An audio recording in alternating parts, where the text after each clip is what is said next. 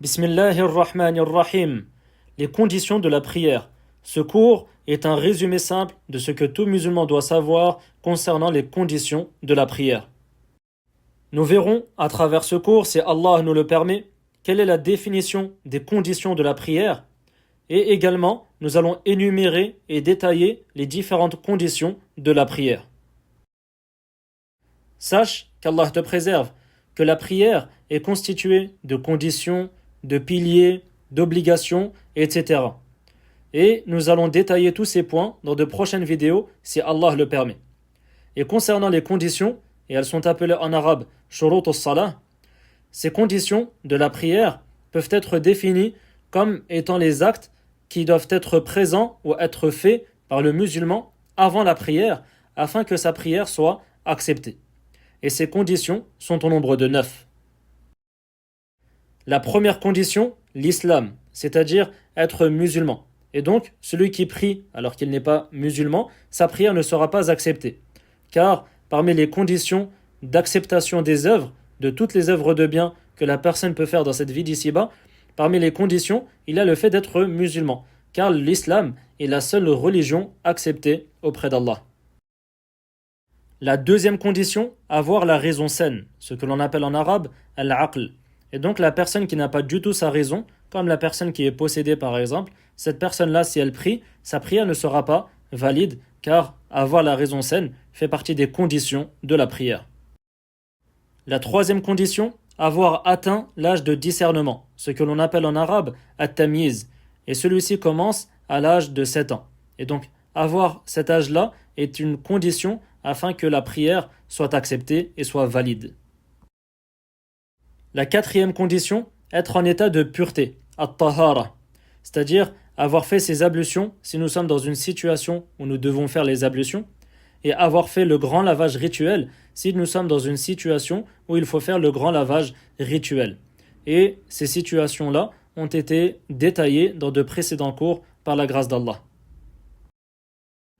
La cinquième condition, l'entrée de l'heure de la prière, c'est-à-dire que lorsque tu veux prier une prière obligatoire comme le fajr, le dhuhr, le asr, etc., tu dois attendre l'entrée de l'heure de cette prière avant de prier afin que ta prière soit acceptée. La sixième condition, cacher sa partie intime, satru al-awra. Concernant l'homme, il devra cacher, il devra couvrir ce qu'il y a entre ses genoux et son nombril avant de prier. Et concernant la femme, elle devra couvrir l'ensemble de son corps, des cheveux jusqu'au bout des pieds. Et concernant le visage ainsi que les mains, si elle est en présence de familles proches ou si elle est toute seule, elle devra laisser paraître son visage ainsi que ses mains.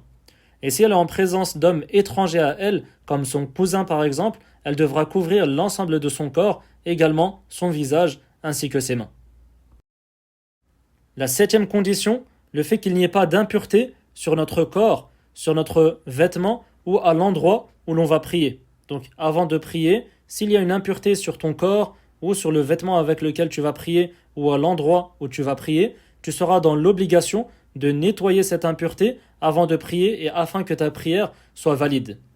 Et concernant les impuretés, nous avons vu dans un précédent cours par la grâce d'Allah ce qui est considéré comme une impureté en islam et comment les nettoyer. La huitième condition, se diriger vers la maison sacrée. C'est-à-dire que avant de prier, avant de commencer une prière, tu dois te diriger vers la maison sacrée, vers la Kaaba qui se trouve à la Mecque.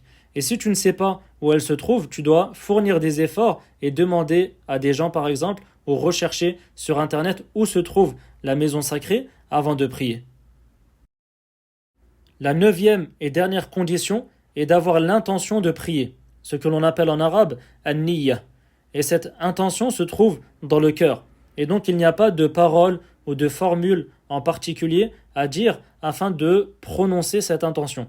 Cette intention se trouve dans le cœur et il n'y a rien à dire pour exprimer cette intention. Pour finir, je précise que les avis qui ont été cités dans ce cours sont basés sur le livre Al-Fiqh Al-Muyassar.